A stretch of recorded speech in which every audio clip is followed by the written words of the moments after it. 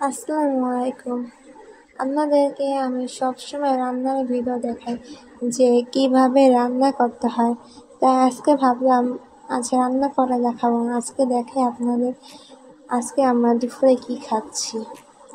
আজকে আমার আম্মু রান্না করেছে ভুনা খিচুড়ি আর আস্ত মুরগি দিয়ে ভুনা খিচুড়ি রান্না করেছে।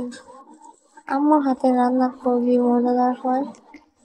আমার মতে সবার আম্মুর হাতের রান্নাই মজা হয়। আজকে আমরা দুপুরে এই আস্ত মুরগি দিয়ে ভুনা খিচুড়ি রান্না করেছি, সেটি খাবো। ভাবলাম আপনাদেরকেও শেয়ার করি, তাই শেয়ার করলাম। ভাবলাম সবসময় তো রান্নার ভিডিও দেখাই, আজকে একটু শেয়ার করি আমরা কি খাচ্ছি। আজকের খাবারটা খুবই সুস্বাদু হয়েছে। আর কার কার ভুনা খিচুড়ি পছন্দ তারা কিন্তু কমেন্টে বলে যাবেন।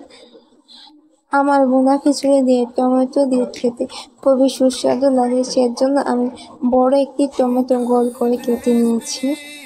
আজকের খাবারটা খুবই সুস্বাদু হয়েছে। আর এই ভিডিওটা যদি ভালো লাগে থাকে তাহলে সাবস্ক্রাইব এন্ড লাইক করে যাবেন।